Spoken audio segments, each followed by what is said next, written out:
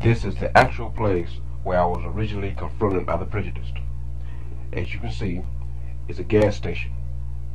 And if you look right down the street there, you see a Walmart. This particular Walmart loses $1 million worth of merchandise annually due to theft. Now, I don't think that customers are stealing $1 million worth of merchandise. I think a lot of that merchandise is ending up in the trunk of some of the employees' cars. Now, I don't have any tangible evidence of that, so I'm going to leave it at that. You do the math. Now, as me and my brother and his girlfriend approached this particular gas station, there was a Caucasian male standing in the parking lot speaking on a cell phone. Now, as we pulled up, he looked through the window and seen us sitting in there. He didn't see me in the back seat at the time. My brother got out of the car and walked to the cashier window to pay for his gas.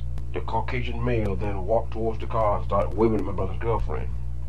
He didn't see me in the back seat, so I leaned forward and waved back at him. It sort of shocked him, frightened him a little bit. He stepped back. And then he actually opened the car door and said, "What's up?" And I jumped in his face and said, "What's up?" He quickly closed the door and stepped back. By this time, my brother returned to the car and started pumping the gas. I got out of the car, and the Caucasian male was still standing there, still sort of rattled that I actually said something back to him. And he started shouting racial slurs, like, "I'm gonna beat you niggers, I'm gonna beat both of you up." And we sort of laughed at him because we knew he wasn't gonna do anything. But he had another Caucasian male waiting in a Jeep at a gas pump. He never got out of the car. I can tell he was also frightened. By this time, my brother had finished pumping the gas, and we both got back in the car, and he was still standing there shouting racial slurs. "I'm gonna beat you niggers, this and that."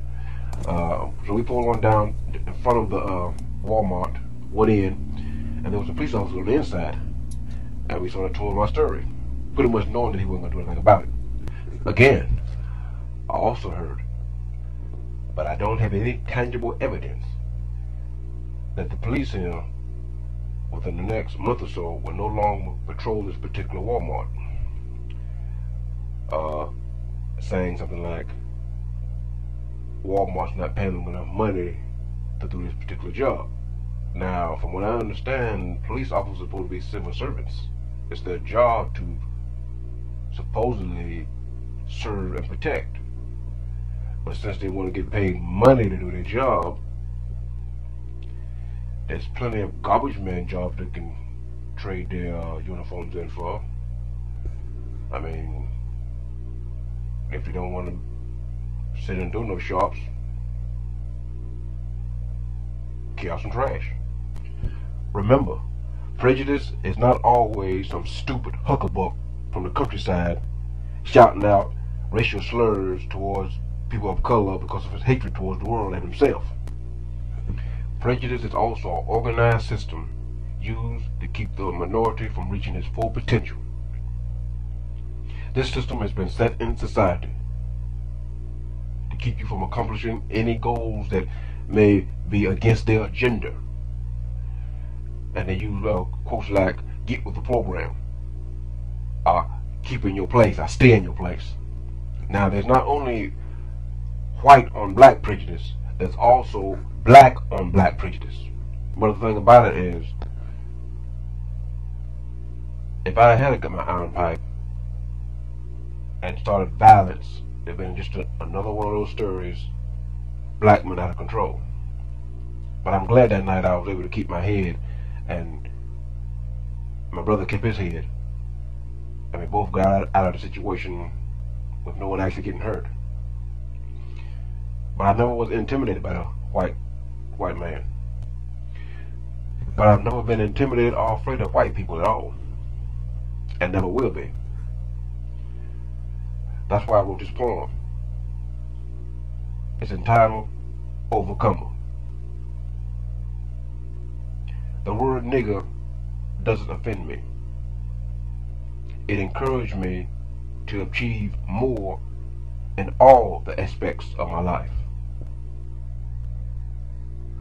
So with that said, I'm going to give you a brief view of this Walmart, this particular Walmart, at this particular filling station that allows and harbors prejudice.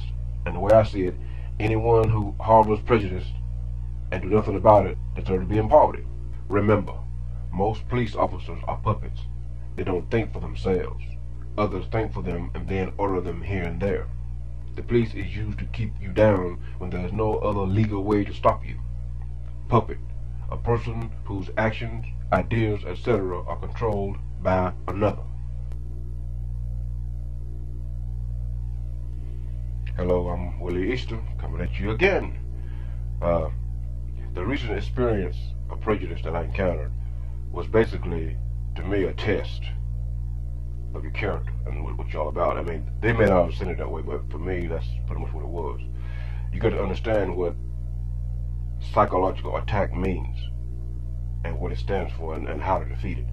When they use the word nigger, it's meant to put you in a low self-esteem, to make you feel a little worse for yourself. That way you can be controlled by others. You even got blacks to use the word nigger. Each time a black man tries to reach a higher level or improve or better himself, you get your own to say, you're still a nigger like me. That's not particularly true. That word is basically used to put you back, not in your place, but in their place. The place they want you to be. I mean, my place is to be on a higher plane, to experience better things, to gain more knowledge and wisdom and understanding. So anytime they use that term, we're going to put you back in your place? No. They're going to put you in the place they want you to be. And it's always on a lower plane.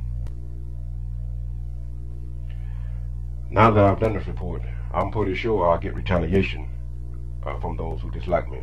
So in order to protect myself and to be honest with you, the viewer, it's best that I give you a brief background about myself.